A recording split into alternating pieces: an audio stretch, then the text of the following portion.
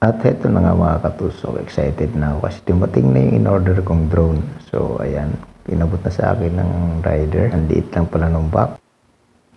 So ayan na nga, i-unboxing na natin. Ayan, senyas parang okay na daw yung aking cameraman. So ayan, tinatry ko nang i-open sa part na yan. Pero minimake sure ko na hindi magasgas yung ano ba tawag yan, yung nakadikit na yan. In case na mayroon siyang damage, pwede natin ibalik o mag-refund tayo. Sayang din, 1.7 din yan mga katusok.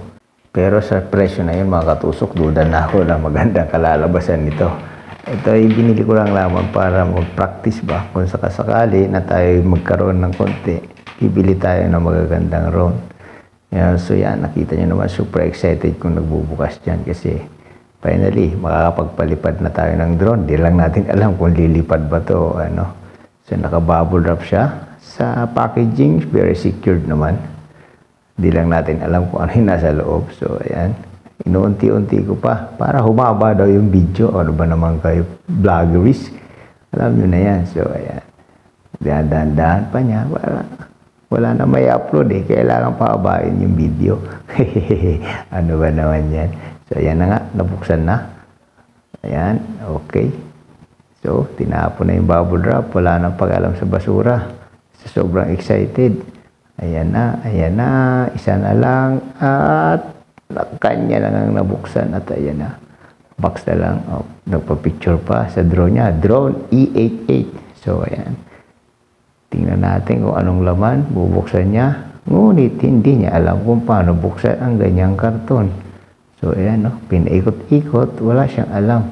Hindi niya alam kung ang gagawin. So, ayan. Dinukot na. Dinukot pa. Wala talaga. Balik sa kabila, wala pa rin. Ano ba naman yan? Napakatagal mabuksan. Sobrang excited, hindi na nakakapag-isip kung paano buksan ang kanyang drone. Ayan na. Naku po, ano ba namang taong to? So, ayan na. Siguro, ayan na. Finally, nadukot na. Ayan na. Dinukot pa. Oops, finally, bukas na. Sus, dinukot pa yung kabila. Pwede naman na yan sa kabila. Likot pa talaga. Oops yun. So, finally, nakita rin niya. O, yan na. Tadaan!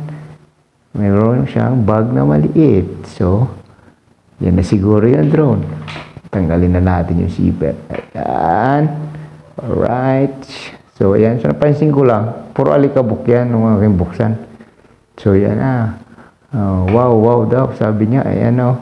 Ayan yung charger, blade, at saka yung propeller, yung protector, yung part na yun. Tapos ito yung manual na hindi ko naman nabasa kasi Chinese yung sulat. Pero mayroon din dyan English yung maliit na part. So, hindi ko na rin binasa yan. Sobrang excited mo palipad. So, ayan, binalik ko ulit. So, this is the drone. Ayan, kung makikita nyo, mukhang legit naman yung drone. Mukhang legit naman talaga. Kasi, yan mayroon siyang propeller. So, tingnan natin kung anong kalalabasan nito. So, ayan.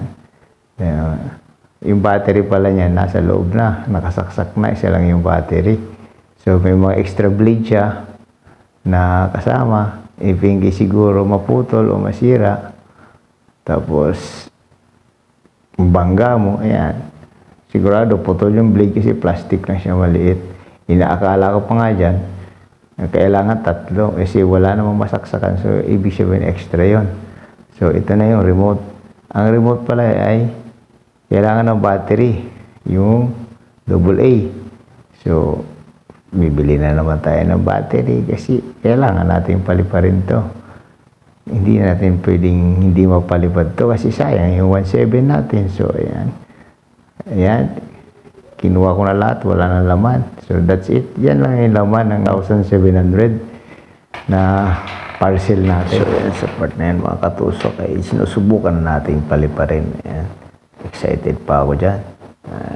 Tingnan nyo naman yung ngiti ko, parang ngiting aso. So, yan, tuwang-tuwa. Umiikot nga ang LC.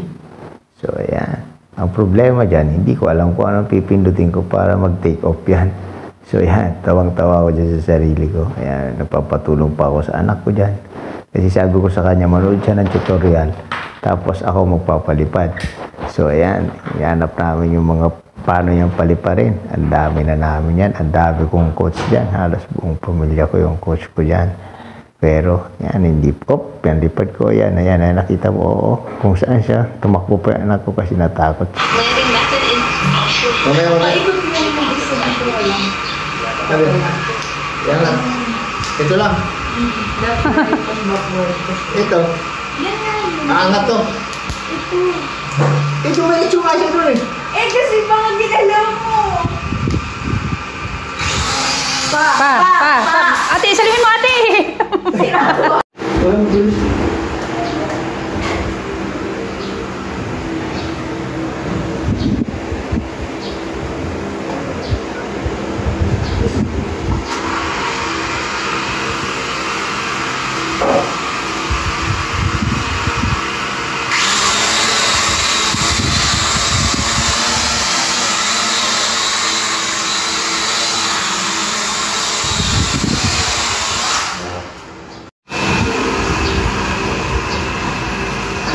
Dito na ito masisira.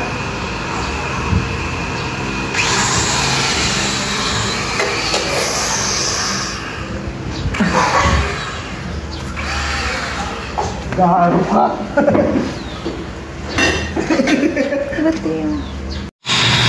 Oh, ayan. Oh. Fuck.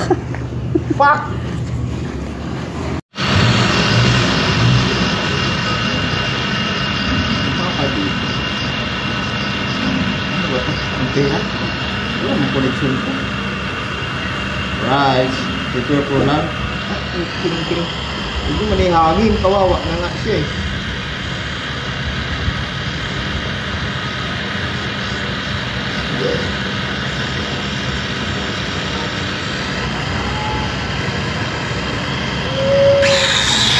Oh, fuck. Oh.